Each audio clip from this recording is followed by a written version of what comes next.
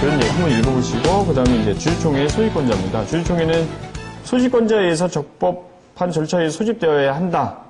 그 다음에, 문제는 이제 소집권자가 없는 경우, 소집한 경우에, 전 주주가 나왔을 경우에는, 가능하다는 거예요.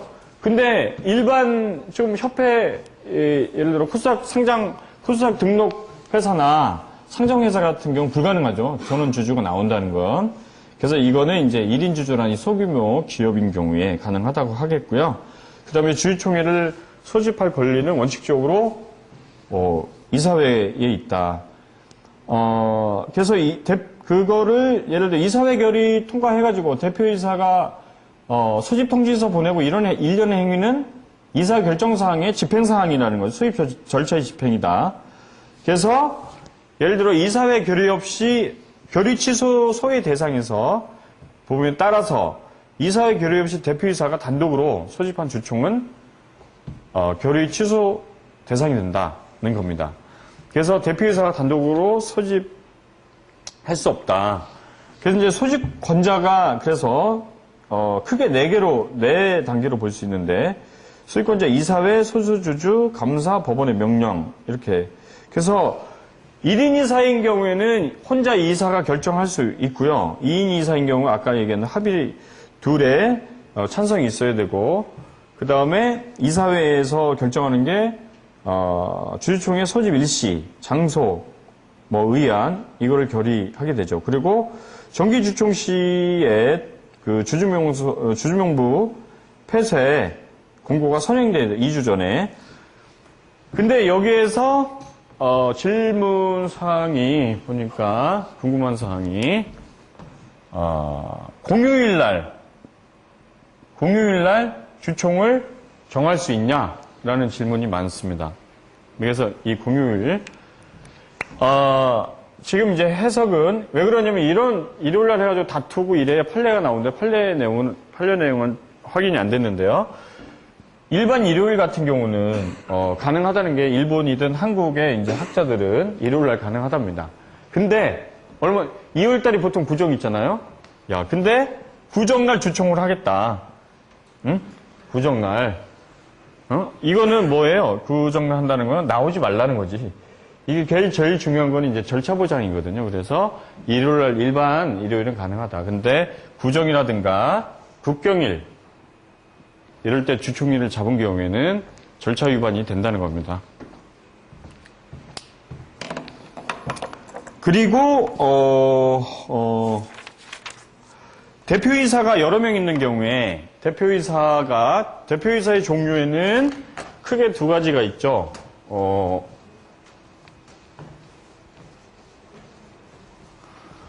대표이사의 종류에는 여러 명 있을 때의 대표이사를 수인의 대표이사라고 합니다. 수인의 대표이사는 이사회에서 공동대표 규정을 설치했을 때 공동대표이사가 있고 그러지 않은 경우에는 각자 독립된 대표이사죠. 이 경우에 소집 청구를 요 내용이 그거죠. 전원이 이 공동대표 이 경우에는 뭐 상관없죠. 각자 해도 되니까. 근데 이 공동대표이사인 경우에 연명해서 해야 되냐 이런 문제가 발생합니다. 근데 이 부분은 연명하지 않는다. 왜 그러냐면 이사회 주총 소집에 관한 거는 이사회에서 결의가 이미 끝난 거예요. 이거를 통지하는 거기 때문에 단순히 통지 절차는 연명하지 않고 공동대표이사라도 단독이 할 수 있다라는 겁니다. 그래서 그 유사한 판례가 하나 밑에 있는데 2명인 공동대표이사 중 1인이 다른 공동대표에서 공동으로 임시주총회를 소집하지 않았거나 공동대표이사 41% 주식을 보유한 주주에게 소집 통지 않았다는 소집 절차상 하자만으로 임시주총이 부존재자거나 무효라 할 정도의 하자가 있는 건 아니다라는 규정이 있는데 어쨌든 그 명시적인 판례는 아니지만 그 의사의 통지이기 때문에 법률적으로 봤을 때 각자 해도 된다. 이것도 아마 질문이 있었습니다. 그 다음에 이사회 결의 없이, 다음 20페이지, 이사회 결의 없이 대표이사가 주총 결의나 이사회 결의가 있었는데, 대표이사 아닌 사람이 또 소집한 주총, 이것도 취소 사유로 하는 거예요. 그 다음에 이사회 결의도 없고 소집권한자도 없는 이사, 또 감사가 한 경우에는 부존재하다. 그 다음에, 우리한테 이제 많이 해당되는 판례가 하나 나오는데, 1인 주주가 주총 소집을 하지도 않잖아요. 혼자 있는 경우. 그런데 주총 의사록은 법무사 사무실에서 맨날 만들죠. 필요할 때마다 만든다. 그랬을 때, 그게 법무사 사무실에, 법무사 상업 등기 전문 팀장님들 같은 경우, 그 효력이 있느냐, 없느냐, 그게 이제 궁금하잖아요. 우리 상업등기 팀장님들은. 근데 판례가, 보면, 중간 정도에, 1인 주주에 의하여 의결이 있었던 것으로 주주총회 의사록이 작성되었다면, 특별한 사정이 없는 한 그 내용의 결의가 있었던 것으로 본다라는 규정이 있습니다. 그래서 일단은, 아무튼, 최대한, 앞으로 주총회든 이사회든, 소집 절차 위반 여부 고객한테 체크해주고, 이사회 의사록 작성도, 될 수 있으면, 공증을 받도록, 하고요. 예를 들어, 혼자 참석해서 한다 하더라도 나중에 어떤 의안 같은 거 할 때 될 수 있는 공증 받도록. 왜 그러냐면, 나중에, 세무상 이런 여러 가지 문제가 발생하거든요. 그랬을 때 근거 자료가 없어가지고 낭패를 보는 경우가 있어요. 그 회사를 운영하다 보면. 그래서 그런 필요한 자료들을 잘 정리해 줬을 때 나중에 고객이 큰 도움을 받을 수 있다. 그런 의사록 때문에. 그 다음에 이제,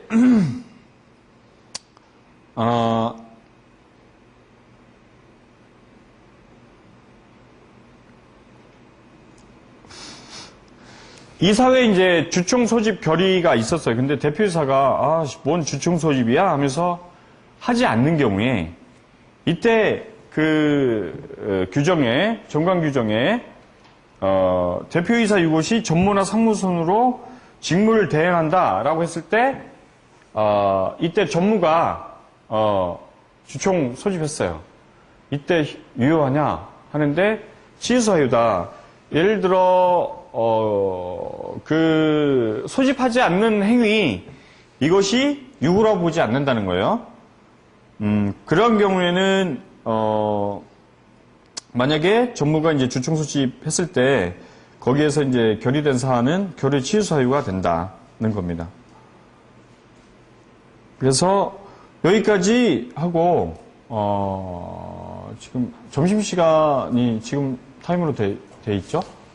그래서 점심을 먹고 그 다음에 소수주주의 주총 소집부터 가겠습니다. 바로 들어가도록 하겠습니다. 지금 이번에 이제 이명박 정부가 들어서면서 기업 환경을 가장 중시한다고 하니까 제가 볼 때는 결국 자본주의에서 꽃은 회사잖아요, 회사.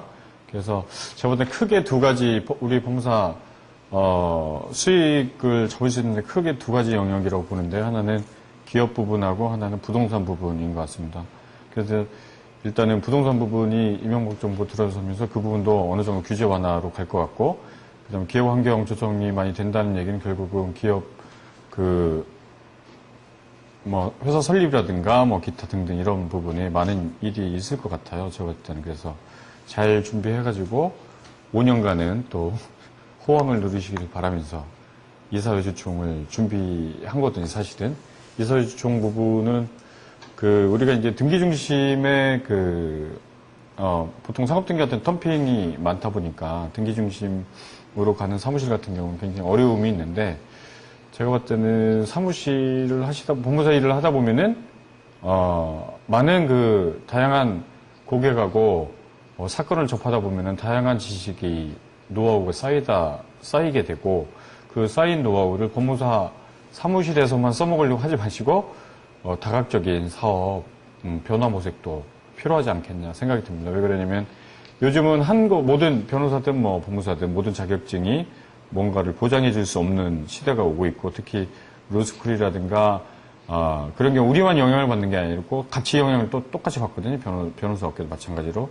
그 자격의 지금 권한 범위 때문에 어떻게 보면 이렇게 변호사 법무사 이렇게 위기 질서가 있는 것 같지만 결국은 내가 봤을 때는 조만간 다 붕괴되리라 보고, 그리고 제가 추정컨대는 자본통합법이 시작되면서 금융, 증권 이런 부분 다 통합됐잖아요. 통합돼 가고 있고 구분도 안 돼 가고 있고, 그 다음에 요즘 이제 이명박 정부가 또 저번 정부에서 못했던 게 미디어 통합이라고 방송, 통신, 신문 이렇게 다 통합돼 가고 있거든요. 그래서 제가 볼 때는 최종적으로는 전문직이 통합될 것이라고 생각이 듭니다. 그래서 변호사, 법무사 이런 부분이 어떻게 변화될지 모르기 때문에 결국은 시장에서 자격증보다는 시장에서는 고객이 원하는 필요한 지식하고 필요한 결국 전국에는 컨설팅적인 관점의 그런 수요가 많아지리라고 생각이 듭니다. 결국 전자등기나 이런 부분도 결국은 그런 현상을 더욱 촉진시킬 것인데, 그래서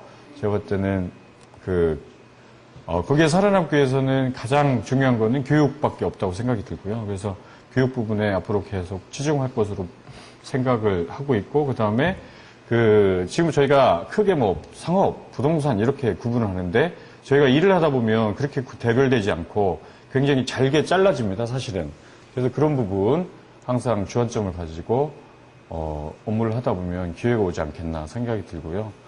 참고로 제가 예를 들어 법무사 일을 하면서 보니까 변화에 정말 적응을 잘해야 되는데, 그런 말이 있잖아요. 성을 지키고 사는 자는 죽을 것이고 성을 무너뜨리는 자는 살아남는다, 이런 얘기도 있고, 세상에서 가장 강한 자는 힘이 센 사람, 머리 좋은 사람이 아니고 뛰어난 사람, 돈 많은 사람이 아니고 거기서 살아남은 자는 변화에 적응하는 자라는 얘기가 있죠. 다 아시는 내용이겠지. 그러니까 항상 하루하루, 사실 제가 일을 하다 보니까 하루하루 너무나 급속하게 변화하니까 그 변화에 적응할 수 있는 그런 멘탈이 중요하다는 멘탈, 정신, 자세, 태도 이런 부분을 항상 매일 점검하면서 한다면은 기회가 오지 않겠냐. 저 역시 아직 성공한 자리에 있지 아니하고 성공을 향해서 가고 있고 행복을 위해서 그리고 기쁨을 위해서 이제 생활하고 있는데, 중요한 점은 아무튼 변화에 적응해야 되고, 그 다음에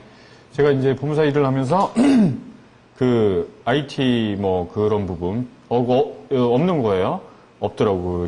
이 시장이 필요한데 그래서 개발을 했고, 그 다음에 저희가 일을 하면서 다양한 일을 하다 보니까 회사 내에서도 잠깐 얘기했지만은 법무사 시장도 아니고 이거 도대체 어느 시장인지 모르는데 소비자가 원하는 부분들이 많다는 거예요. 그래서 그런 부분을 만들기 위해서 주식회사 투모로우 지식그룹이라고 지식 디자인업을 종관 목적으로 해가지고 설립을 했는데, 세무사에서 전화가 왔더라고요. 지식 디자인업이 뭐냐고 잠깐 나오라고. 그래서 이제 사업자 안 내주는 거예요, 사업자를. 그래가지고 갔죠. 디자인업이 뭐냐, 서초 세무서에서. 그래서 가서 설명을 잘했습니다. 지식을 디자인은 말 그대로다. 그래서 이제 거기에 보니까 직업이랑 다 나와 있더라고요. 걔네 조회가 다 돼 있더라고요. 그래서 저희가 이제 추구한 거는 전문직 통합법 또는 전문직에 관한 통합관계가 이루어진다고 했을 때, 로펌을 누가 만들 거냐, 예를 들어 개방될 가능성이 있다고 봤을 때, 변호사든 법무사든 고객을 갖고 있는 사람이 결국은, 로펌을 운영해 갈 것이다, 이런 생각을 하거든요. 그래서 로펌을 앞으로는 공인중개사 만들 수도 있고, 법무사가 만들 수도 있고, 세무사가 만들 수도 있다, 이런 생각을 하거든요. 결국 사회라는 건 사람의 상상에 따라서 조직화 해나가는 거니까 하늘에서 떨어진 게 아니잖아요. 이 시장에서 국민들이 원했기 때문에 자격증을 만드는 거니까.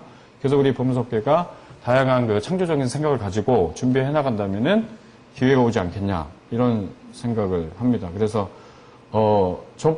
저는 이제 일부분이고, 여기 계신 분들은 더 저보다 능력이 뛰어나신 분들이니까 더 많은 다양한 사업 방향으로 이렇게, 문어발식으로 너는 맨날 도대체 하는 게 뭔지 모르겠다라고 하는데, 나도 모르겠어요.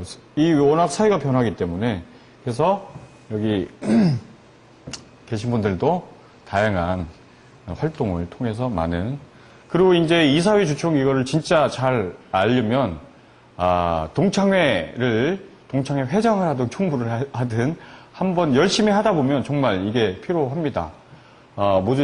모든 동창회든 국가조직이든 모든 조직은, 이런 그 구성원의 최고 의사결정 기관하고, 그 다음에 그 의사결정에서 할 수 없는 부분을 위임한 소규모 이사회 같은 의사결정 기관이 있고, 그 다음에 그걸 집행하는 회장이 있고, 그 다음에 그걸 보조하는 총무가 있고, 그걸 지원하는 또 그룹들이 있으니까, 조직 생활을 또 열심히 하다 보면 그것이 꼭 비즈니스와 연결도 되고, 업무와도 연결되며, 결국, 같은 사람만 만나다 보면 똑같은 생각을 하게 되는데, 다양한 사람을 같이 만나다 보면 굉장히 많은 지식을 얻을 수 있습니다. 그것은 결국 우리 고객한테 서비스할 수 있는 것이기 때문에, 사회활동 하시거나 이런 부분도, 멈추지 마시고, 네. 그래서 그 정도로 하고, 소수주주의 주총 소집이죠. 20페이지부터 들어가도록 하겠습니다.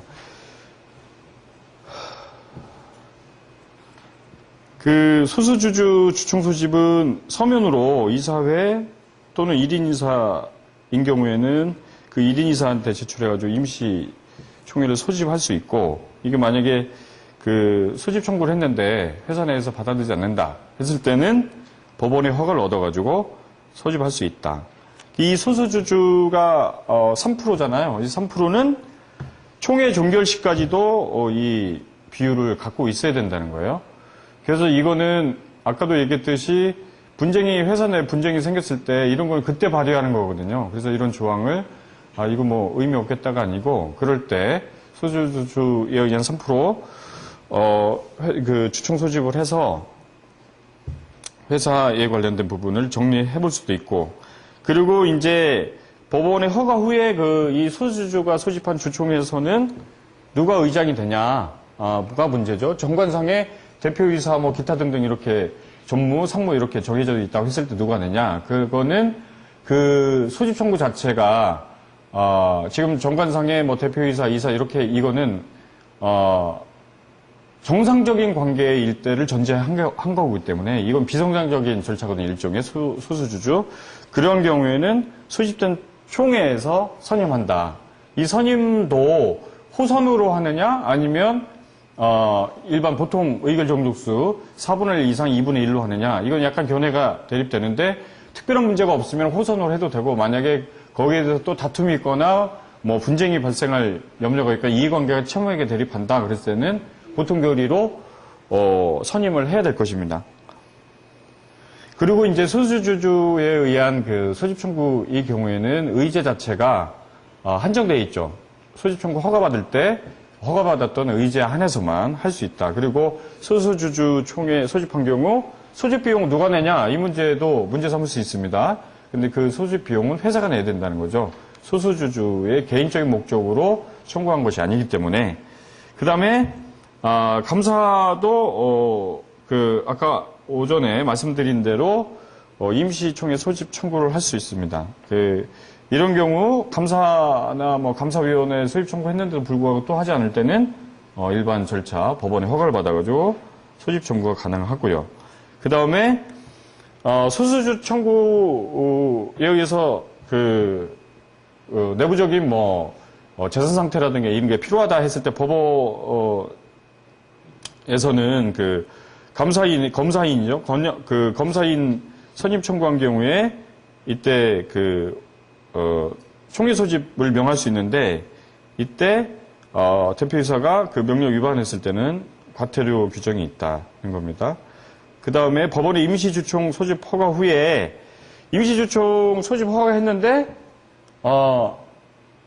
부랴부랴 그때서야 이제 이사회가 주총을 열겠다라고 했을 때 그 효력이 있느냐 문제가 됩니다. 아마 좀 부딪히는 회사에서 이런 질문을 한 적이 있었는데, 동일한 안건에 대해서 안 된다. 뭐 자기들이 안 한다고 했다. 나중에 뭐 하겠다고 하면 법원에 허가받은 주총 소집 이거에 무효화하는 작업이거든요. 그래서 그런 경우는 안 된다. 그리고 소집지와 장소를 한번 보겠습니다. 소집지는 아까 말씀드린 대로 일요일인 경우 가능한데, 예를 들어 절차 위반 소집을 못할 정도의 일정을 잡은 경우, 구정 때라든가 뭐 법정 공휴일이나 이런 때 했을 때는 무효가 될 것이다 라는 거고요.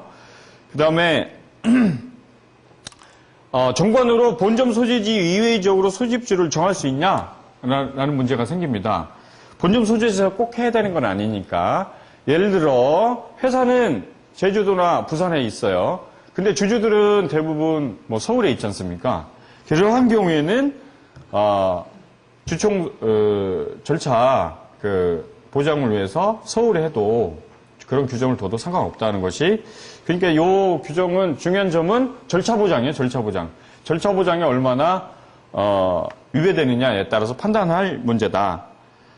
그리고 소집 장소가 회의 장소로, 예를 들어 주주가 10,000명인데 이런 자리를 주총 장소로 했다. 그러면 그 자체도 위법이다. 장소 자체도. 그 다음에 주총 소집 통지를 하면서 소집 장소를 명시하지 않았어요. 통지서에. 그런 경우에 그러면 무효냐? 수입 통지가 무효가 아니다는 거예요. 그것 때는 회사 본점으로 본다는 거죠. 당연히. 그런 내용입니다. 그리고 이제 주총 당일날 몇백 명 오리라고 생각했는데 1,000명이 와가지고 옆에 운동장으로 바꾼다, 장충체육관으로 바꾼다, 이런 경우에 가능하다. 그거는 이제 예상하지 못했던 사안이었기 때문에. 그리고 의안은 크게 이제 보고사항하고 결의사항으로 나눠집니다. 그래서 보고사항은 당연히 주총 통지서에 기재가 되고 회의 목적사항에 대해서는 반드시 기재돼야 된다. 근데 이제 문제는 의안에 있어서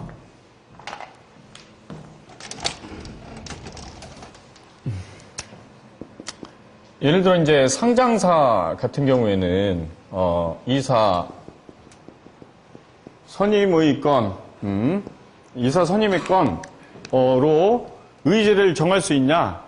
상장사 같은 경우는 안 된다. 왜 그러냐면 A, 이사 A, 이사 B, 이사 C, 이게 이게 이제 요령이라고 하거든요. 의제라고 했을 때 이거는 그에 관한 요령, 여기 규정상에. 그래서 요거를 상장사 같은 경우는 다 기재해야 된다는 거예요. 그래서 일반적인 회사의 같은 경우, 일반 중소기업 같은 경우는 이사 선임의 건으로 주총 소집 통지를 한다 하더라도 절차 위반이 아니다라고 해석을 합니다. 네, 그 다음에 그래서 이제 주총의 결의사항으로 봤을 때 여기 보면 이사감사 선임 대표적인 게 이사감사 보수 결정하는 거, 그게 이제 보통 정기주총에서 진행되는 사항이죠. 그래서 주총에서 이제 보통 결의, 그 다음에 특별 결의, 특수 결의가 있습니다. 그거를 보겠습니다. 그래서 주총은 의사 종족수가 없죠. 일단은 회의 진행 자체는 종족수를 채워야 회의가 진행되는 건 아니고, 만약에 이 요건만 충족하면 되죠. 그래서 발행주주 총수의 4분의 1 이상, 출석한 주주 2분의 1. 그래서 출석한 주주가 2분의 1 넘었으면, 넘는, 의안을 의결했을 때, 그것이 4분의 1만 넘으면 된다는 얘기입니다.